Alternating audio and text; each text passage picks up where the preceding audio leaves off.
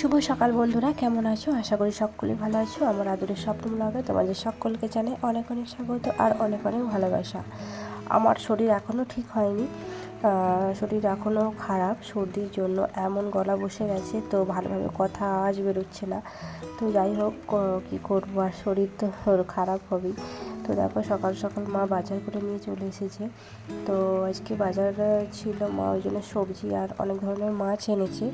কারণ সিজুর বাবা আজকে আসার কথা রয়েছে, কারণ ওরও শরীর ভালো নয় সেখানে।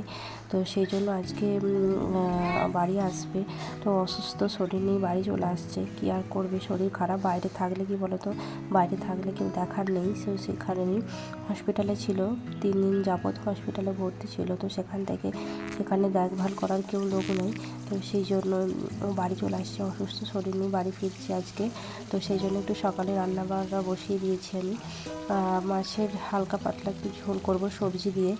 আর শামুক নিয়ে এসেছিলো মা, তো শামুক কটাটা ঝাল করব।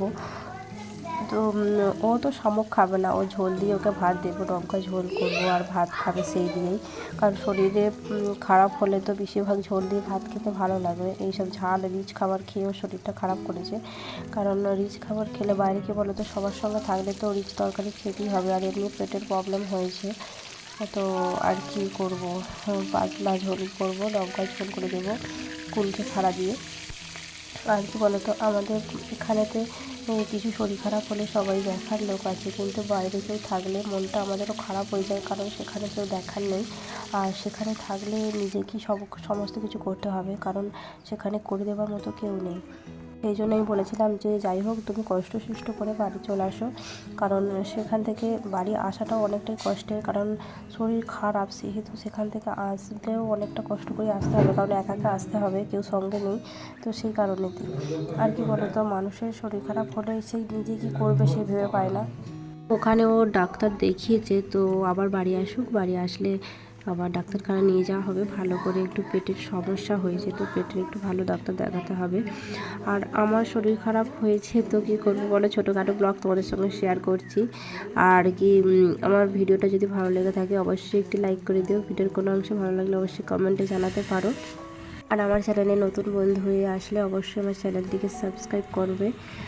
আর আমার এমন শরীর মানে গলা বসে গিয়েছিল যে আমি যে তোমাদের সঙ্গে ভিডিও শেয়ার করব, ভয়েস দেবো, তো সেটা আমি দিতে পারছি না।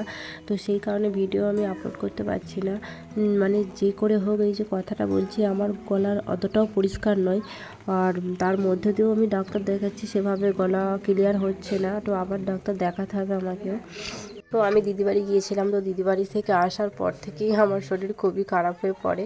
আর আমি সেই থেকেই ভিডিও আপলোড করতে পারিনি অতটাও।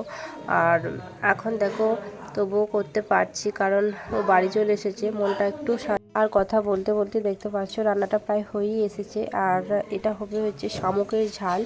তো ও খাবে না, আমরা খাবো শামুকের ঝাল। তো শামুকগুলো আগে জল দিয়ে ভাপিয়ে নিচ্ছি, তো ভাপিয়ে কষে নেব ভেজে। আর এটা হচ্ছে সবজি দিয়ে, মাছ দিয়ে একটা পাতলা ঝোল করেছি, কারণ এটা ঝোলটাকে দিয়ে ভাতটাকে দেবো। আর শামুকের ঝালটা এগুলো আমরা খাবো, কারণ আমরা পছন্দ করি, আমার শাশুড়ি বিশেষ করে পছন্দ করে। তো এটা প্রথমে আমি জল দিয়ে একটু সিদ্ধ করে ভাপিয়ে দিয়েছিলাম।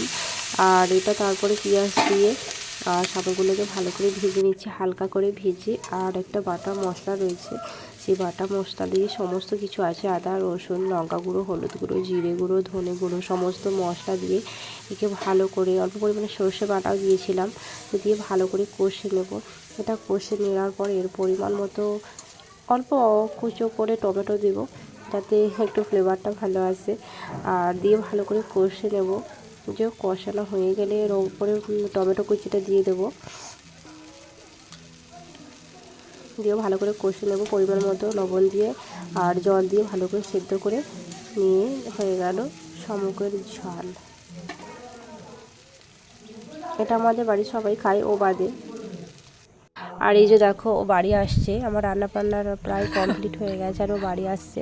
আর এই যে সিজু তো দৌড়ে গেছে, বাবা আসছে, তো ব্যাগ আনতে ছুটেছে, ওখানে টোটোয় করে নেমেছে, তো ব্যাগগুলো ওই জন্য বয়ে আনছে, বাবা গেছে। আর সিজু তো আগেই ছুটে পড়েছে, তো ও খুবই আনন্দ হয়েছে ওর বাপি বাড়ি আসছে। তো আর আসার ভিডিওটা আমি করলাম না, কারণ ওর শরীরটা সেরকম ভালো নেই, তো সেই জন্য আমারও মনটা অতটা ভালো নেই, সেই জন্য আমি ক্যামেরা অন করলাম না।